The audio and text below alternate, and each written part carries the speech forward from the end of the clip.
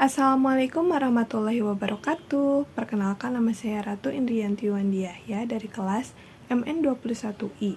Pada kesempatan kali ini, saya akan mempresentasikan mengenai tujuan dan fungsi manajemen risiko keuangan untuk memenuhi tugas mata kuliah manajemen risiko keuangan.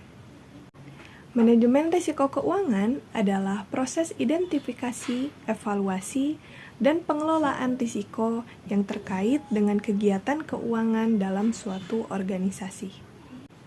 Kemudian, tujuan manajemen risiko keuangan.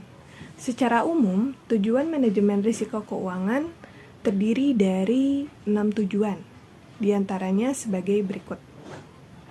Yang pertama, melindungi perusahaan, yakni memberikan perlindungan terhadap perusahaan dari tingkat risiko yang signifikan yang dapat menghambat proses pencapaian tujuan perusahaan. Yang kedua, membantu pembuatan kerangka kerja, yakni membantu dalam proses pembuatan kerangka kerja manajemen risiko yang konsisten untuk mengelola risiko dalam proses bisnis dan fungsi perusahaan. Yang ketiga, mendorong manajemen agar proaktif, yakni mendorong manajemen agar bertindak secara proaktif dalam mengurangi risiko potensial dan membuat manajemen risiko sebagai sumber keunggulan kompetitif dan kinerja perusahaan.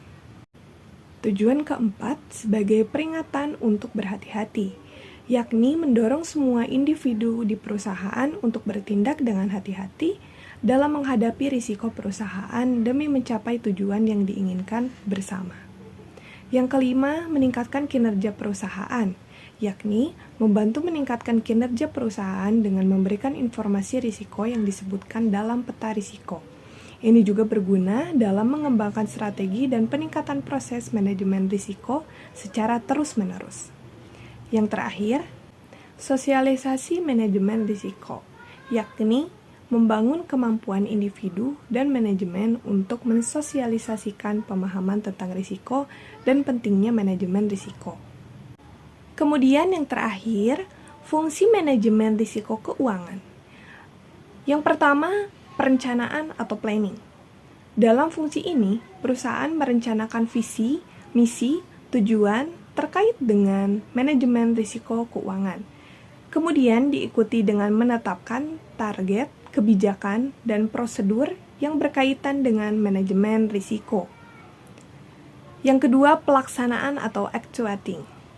Fungsi pelaksanaan dalam manajemen risiko melibatkan identifikasi risiko, pengukuran risiko, penerapan strategi, dan langkah-langkah untuk mengelola dan mengurangi risiko tersebut. Yang ketiga, pengendalian atau controlling. Fungsi pengendalian melibatkan evaluasi berkala terhadap pelaksanaan manajemen risiko, output pelaporan yang dihasilkan dari manajemen risiko, dan umpan balik. Cukup sekian yang dapat saya sampaikan, mohon maaf bila ada kesalahan.